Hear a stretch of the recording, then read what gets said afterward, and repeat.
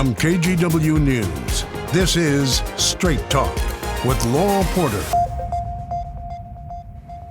Hello and welcome to Straight Talk. I'm Laurel Porter. There is a new sheriff in town. Make that 3 sheriffs.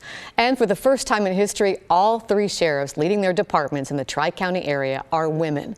Multnomah County Sheriff Nicole Morrisey O'Donnell, Clackamas County Sheriff Sher Brandenburg, and Washington County Sheriff Caprice Massey. In this episode of Straight Talk, we are honored to be joined by all 3 of these impressive women. Before we meet them, let me tell you a little bit about each one. Over 27 and a half years, Multnomah County Sheriff Nicole Morrisey O'Donnell's determination to learn every aspect of public safety has propelled her through the ranks from deputy to lieutenant to captain, chief deputy to undersheriff. She's one of only a few sheriffs to hold dual certifications in corrections and policing. And she was the first woman to serve as second in command in 2019. Morrisey O'Donnell was sworn in as Multnomah County's 41st sheriff in January of 2023. The first woman in that position in the agency's 169-year history. Sheriff Sher Brandenburg has served Clackamas County for over 33 years. She began her law enforcement career as a volunteer reserve patrol deputy with the Clackamas County Sheriff's Office before she was hired as a full-time patrol deputy in 1992. She's also a veteran who served 9 years in the Oregon Army National Guard. Before taking over as undersheriff in 2019, she served for 5 years as the director of a Safe Place Family Justice Center and led the county's domestic violence enhanced response team. She was elected Clackamas County's 33rd sheriff in 2020, the first woman sheriff in that county's 175-year history. Washington County Sheriff Caprice Massey has served in law enforcement for 24 years. She began her career serving in the U.S. Navy.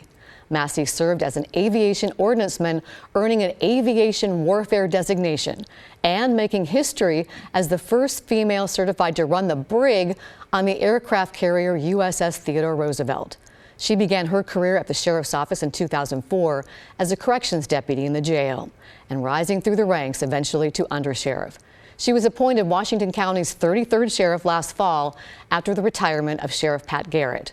She is Washington County's first female sheriff in its 181-year history. And a fun fact here, Massey is related to Yamhill's first ever sheriff, A.J. Hembry. Welcome to my guests, Sheriff Morrisey O'Donnell, Sheriff Sher Brandenburg, and Sheriff Caprice Massey. Welcome to Straight Talk. It's so great to have you here. Thanks for having us. Thank you so much. This is fun. How cool is this? What an impressive sight to have all 3 sheriff's departments in the Tri-County area led by women. Sheriff Morrisey O'Donnell, we'll begin with you. How significant is this to you? What do you think? Absolutely. I think this is a very significant historical event, but I also want this to be an opportunity for us to open doors, break down barriers for people who want to lead in their organizations or for people who just want to aim for the stars and really go for their goals. And to know that community has put trust in us based on our experience, our community engagement, and throughout our careers to lead these organizations. And Sheriff Brandenburg, what does it mean to you to be serving alongside these 2 women? It's amazing. Starting this career in 1991, there was very few women in leadership in law enforcement, even in the Tri-County area. So to see this is just amazing to be part of. Well, Sheriff Massey, I know you work together on issues affecting your counties, and we'll talk about that, but you also collaborate outside of work. What is the relationship like between the 3 of you? The relationship is amazing, actually. In fact, we have just made a commitment to kind of serve as each other's informal peer support. So if one of us are having our very best days or even the really difficult days, we know we have a team of peers, coworkers, and girlfriends that we can connect with and just make sure that we're all healthy. Sheriff Brandenburg, you're nodding your head as she says that. You want to expound on that? Yeah, so I was the sheriff before these 2 came on, and it's so nice because when you're at the top, it's difficult to be able to confide in others and to experience what you're going through, and to really just reach out and say, hey, I have this issue, or what do you think about this? It's wonderful to have that. These 2 here to be able to reach out to.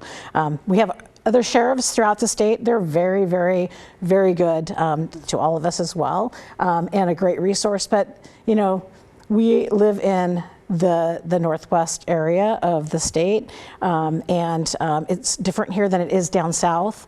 And because so there is one other female experience. sheriff, right, in the Yes. state, Yes. in Lynn County. Yes. But their issues are different than ours. Yeah, Sheriff Duncan. So yes, but it's a little different. And so for us, we're so close together, and the opportunities for us to collaborate have been just fantastic. Sheriff Morrisey O'Donnell, a lot of people may not really understand the difference between the police department and the sheriff's department. Help us understand the role of sheriff. Absolutely. So 36 sheriffs in the state of Oregon, and we're all elected by public vote.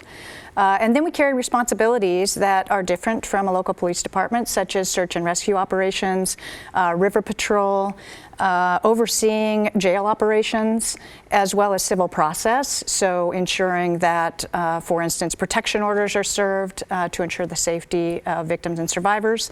And so there's different roles and responsibilities, but all of our law enforcement organizations in our area, we're all working collaboratively and working together each and every day. Well, let's explore your journeys of how you became sheriff. And Sheriff Brandenburg and Sheriff Massey, as I mentioned at the top of the show, you both have military backgrounds. Let me start with Sheriff Brandenburg. When did you know you wanted to become sheriff? What led you to become sheriff? Well, this was not a dream. I know it was different from my other sheriffs. I just, as I grew through my career, starting in the military and then joining as a volunteer as a reserve patrol deputy, working my way through the ranks, I just always sought out new challenges and doing something different and pushing myself to be uncomfortable. And so when then Sheriff Craig Roberts reached out to me and said, "I'd like you to be my undersheriff," it was a great opportunity, and I seized it. I was very nervous about it, but I did it. And I think to push ourselves to be something bigger than ourselves, and it's just been an amazing journey. And Sheriff Massey, you started out in the Navy. As I mentioned, you ran the brig, the first woman to run a brig on a ship. What led you to become sheriff? Well, I probably would have stayed in the Navy for 20 years, but I was a single mom, and I was deployed when my oldest daughter was 2 and then 4 years old. When she was getting ready to start elementary school, I just realized that I needed to be home. My mom and dad had been taking care of her for the time that I was out to sea while my mom was fighting breast cancer, but I knew I wanted to continue to serve. And so it was just a natural transition for me to leave the Navy to serve my community. I actually started in Norfolk, Virginia, and then after about 4 years, I decided to come back home, and that's where I found my role in the sheriff's office. But I will tell you, it wasn't until COVID and George Floyd and our community asking us to show up differently than maybe they had experienced in the past. And my family was a primary motivation behind my believing in myself to become sheriff and to sort of set a culture to make sure that we were being responsive and evolving in the way that we were being asked to. I want to explore a little bit more about George Floyd's murder by Minneapolis police in 2020, because that did have a big impact on you and influence you to want to be sheriff. Can you tell us a little bit more about that? Yeah, my husband is African American, and all 3 of my daughters are biracial. And I have, in all of our interactions over the time that we've known each other, we actually met in 1989 for some context. And so he experienced some law enforcement interactions that weren't positive. Not all of them, but there were some, and they were obviously motivated by race. And in our conversations and the way I changed his mind and his perspective, he just thought that I could be the one to give our daughters and everyone else in our community a different experience than he had had. And, you know, I have a series of times in my life where my mom believed in me until I believed in myself. My spouse believed in me until I believed in myself. My previous sheriff, Pat Garrett, and my undersheriff, John Cook, believed in me until I believed in myself. And that's kind of what led me to think that I could do more and have a positive impact going forward. And Sheriff Morrisey O'Donnell, let's talk about your journey, because you have a corrections background, but when you were in college, you really weren't thinking about going into law enforcement, were you? No. At University of Portland, I was a music major, and I thought that I was going to teach in the school system. And as I started to get closer to that, I thought, I'm not sure this is my calling. I attended a couple of leadership courses that were led by some of the Portland Police Bureau Command at the time, and it really encouraged me to serve my community in a different way. And so I started working for Multnomah County Sheriff's Office in 1996, and I started in the Corrections Division. I knew several years ago when I was moving through the leadership ranks and leading our training unit, I had just a sticky note in my office that said Sheriff someday. Oh, wow. And I knew that this was the opportunity that I was going to take. I was going to walk through every door, no matter what I thought the challenges or barriers would be, and I was going to take every opportunity to learn, as you stated in the beginning, as much about the organization and how to lead. And I knew that I had the connection with our community and with our organization and with our membership, that I would be best poised to lead this organization. And so I set that path forward from that day on, really. Who was your role model? So I feel like it took a long time for me to really identify with someone, particularly in our profession, for my professional role models. Were there any women in top roles that you could relate to? Not until much later in my career. But I was soul searching and figuring out who that would be and where I received some of my just internal guidance. A lot of times when I'm in collaborative meetings and we're really working toward a goal with people on complete opposite sides, I will always bring up, how do we all get to yes? And lead at every turn. Those are two pieces of advice that I've received from a mentor that was with our organization for a very short time, but he made a immense impact on the way I lead this organization today. And who is your role model, Sheriff Brandenburg? I'm going to say my mom. So she was a very strong, independent woman. I'm the youngest of 6 in my family, and she worked hard to put food on the table, the family and community always the door was always open to our friends and family, and my brothers. So as I said, I'm the youngest of 6, and they went in to serve the military. One went into the Army, one went into the Air Force, and my third brother went into law enforcement. Let's talk about some of the ways that you all work together on issues that affect your county. Sheriff Massey, what are some of the things that you all do together as far as collaborating when it comes to work? Oh, I really appreciate that. One of the things that's really probably one of our more difficult challenges is investigations of any sort, or personnel, or things that involve accountability. We are all united in our commitment to making sure that we're doing things transparently and ethically. And so if something happens, for instance, in our county that we don't want to investigate because it's potentially quite problematic, I reach out to my partners and I ask for their assistance and to bring an unbiased perspective into our agency and tell us not just personnel things, but how we're doing things well, what we could be doing differently. I think about things like medically assisted treatment, for instance, in our jails, and I happen to know that Sheriff Brandenburg is doing it incredibly well. And so I reach out to say, hey, teach me about how you have implemented this in your agency so that I can improve my agency. And what are ways that you see working together, Sheriff Brandenburg?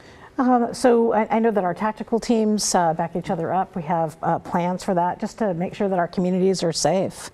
We've done our just recently the DUI patrol with during St. Patrick's Day. Yep. And so our people work incredibly well together. And so, for us as leaders to ensure that we also project that and we do work well together because it keeps our community safer. Well, one of the issues that affects all of your counties is drug use, and Measure 110, which was the measure that decriminalized possession of small amounts of hard drugs like fentanyl. The Oregon legislature recently passed a measure that recriminalizes it with the hope that people wouldn't necessarily go to jail. They would get probation, treatment, deferment. Sheriff Morrisey O'Donnell, how are you going to respond to that change in Measure 110? How are you preparing? Yeah, I think one, I want to say that House Bill 4002 is encouraging that we were working together to develop the best process moving forward to ensure people have an opportunity to engage in treatment and to end the cycle of addiction. And so I think this is really an opportunity for all of our partners, not just public safety, but all of our service providers, to rebuild those relationships, be innovative, build strong partnerships, and help determine what are the best avenues to end the addiction cycle. We're seeing it play out on our streets each and every day. But also, there's an accountability mechanism. So an opportunity for someone to have a moment of clarity, to be able to redirect if the system that's been set in place isn't working, and then look at what we have today and the strategies and how we can effectively provide treatment opportunities today, but also how do we continue to expand? And when we're able to bring in new services or a 24-hour drop-off center, how do we continue to expand those services so we're best serving our community? And the county's working on a sobering center, right? Yes, I've had opportunities to have discussions and bring in a law enforcement perspective on why it's critical that we're able to move in a direction for a drop-off center, and it's critical for the individuals that are impacted by addiction and mental health, and how do we be able to assess and provide the most appropriate resource and divert people out of our jail system. And Sheriff Massey, you were mentioning to me that you have a sobering center. Well, we are building one. It will open in 2025. It's the Center for Addiction Triage and Treatment. And we are also working to implement resources in the short term before this all becomes effective by September. But that is really going to be helpful. It's going to include sobering centers, it's going to include detox services, inpatient and outpatient treatment. So I think that's going to be really innovative, and I really think it's going to have a big impact. But Sheriff Morrisey O'Donnell was right. It needs to be more expansive. And Sher Brandenburg. Yeah, and how do we tackle this before people get involved in the criminal justice system in the first place? So we know that we are woefully inadequate about resources in the community, and so really working together to get those resources out there so that we don't have folks in our jail that don't belong in our jails. We all can agree on that. Yeah. Yes, Absolutely. we do. Well, it's time for us to take a break, but I know one of the issues that you all have is staffing challenges, so we're going to talk about that. And also your message for women and young girls and anyone who might be curious about a career in law enforcement. We're back in 2 minutes. Stick around.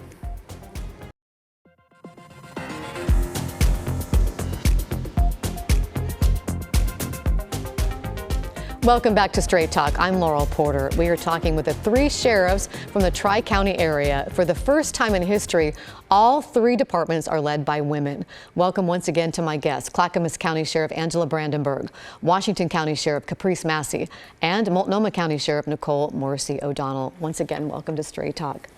Earlier, we were talking about role models in your journeys, and I wanted to revisit that with Sheriff Morrisey O'Donnell because I know something traumatic that happened with your father really had a big impact on you. There's a newspaper article about it that hangs on your wall in your office from the Daily Astorian. Tell us about that.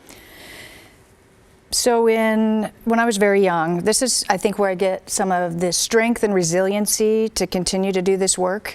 My father was running a small business out in Westport, Oregon, and a young boy came into his store and shot him in the chest. Oh my goodness. And he recovered. I remember just being shuffled around to different friends' houses, and so I always wondered really about the impacts that our family faced for my older brother and sisters. But I think for him to recover and then go to continue running those 2 businesses and add a third, it really showed me perseverance and that you can overcome. And he really wanted to continue serving the small communities that he had his businesses in. And so I think that's what brought him back to that work. And then being able to see the strength of my mother through that time, but also her always being there for each and every one of us to encourage us to be everything and anything that you want to be with no barriers, and just encouraging us along the way, and then centering us on what's really important when other things get in the way of really focusing on family. She's always there to bring us back together. Well, your dad sounds amazing, and your mom as well. And that leads me into the message that you might have for women and young girls. Sheriff Brandenburg. I would like to say that law enforcement is a fantastic profession for anyone, but particularly women. We know there are lots of studies that talk about that women in law enforcement make so much better. There's more community trust, and that we do things a little bit different, which complement the rest of the workforce. So to encourage folks to get out of their comfort zone, if they think that maybe a career in law enforcement is for them, try it out. There's ways to do that. Sheriff Massey, what's your message to women and young girls? Well, I have 3 daughters, and so I get to do this unbelievable thing where I get to show them every single day that just because you haven't seen someone do it before does not mean it can't be you. And I love being able to show all women, but especially my daughters, that you can actually have it all. You can serve in this unbelievably noble career.